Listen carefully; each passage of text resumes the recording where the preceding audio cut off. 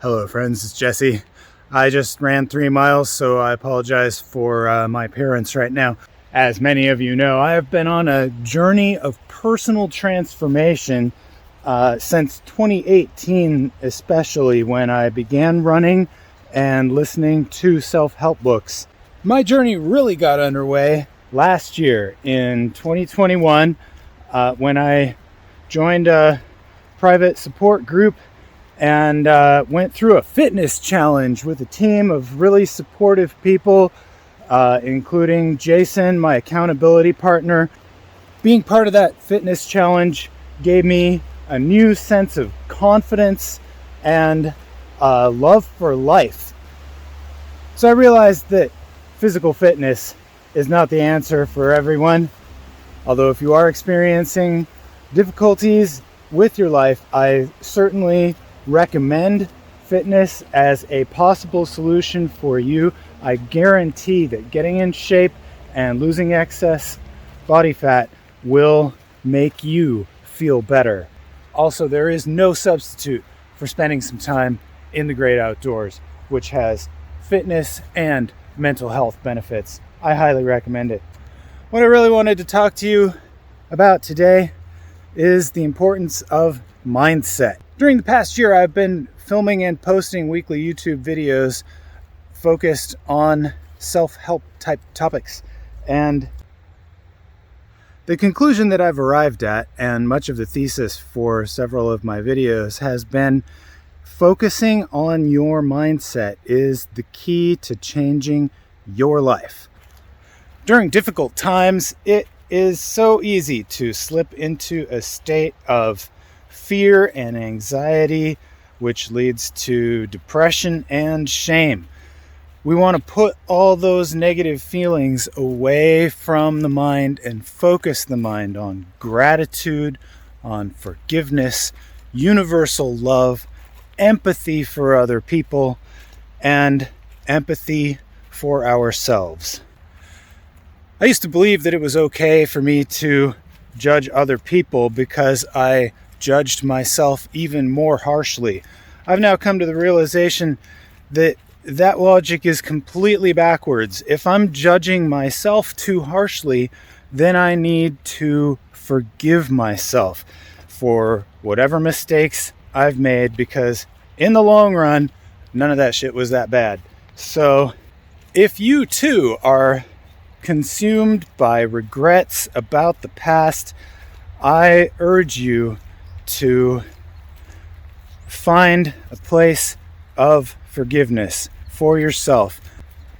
Once you find empathy, compassion, and love for yourself, then you can extend that outwards to the rest of the world. You can extend it outwards to other people. You can extend your feeling of empathy, compassion, forgiveness, and universal love to your friends, your loved ones, your neighbors, random strangers, and ultimately to the people that you might disagree with, or even people who you feel have wronged you at some point in the past.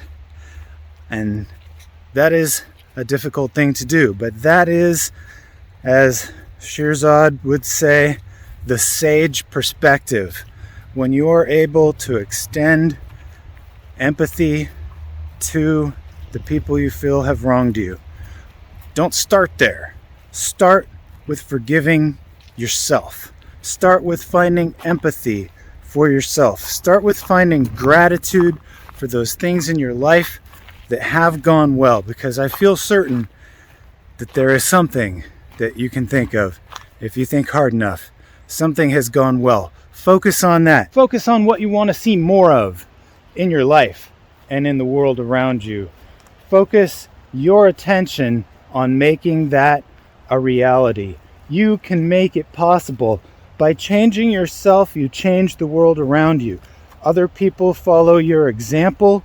Other people may listen to your advice if you come across as a credible source. And if you don't yet come across as a credible source, then focus on your values and learn to become a credible source.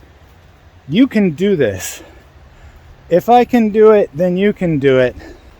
A few years ago, I was depressed, I was anxious, I had suicidal thoughts, I was surrounded by people who daily destroyed my sense of self-worth and self-confidence. I was overweight and hopeless.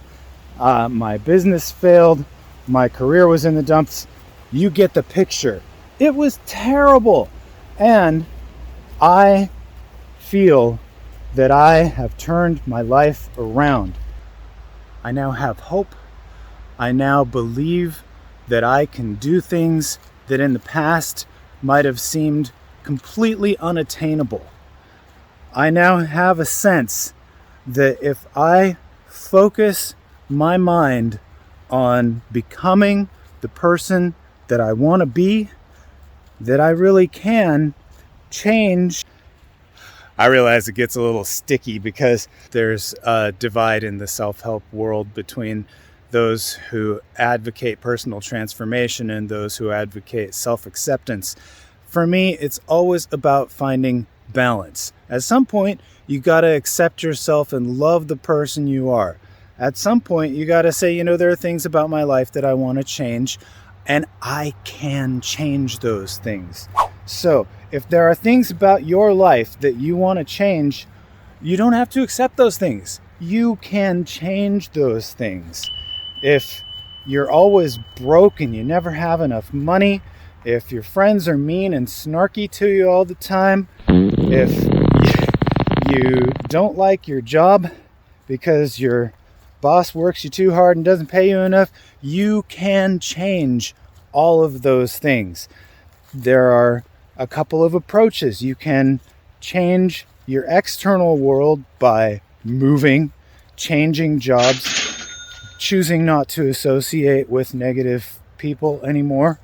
And you can change your internal world, change your mindset to change the world.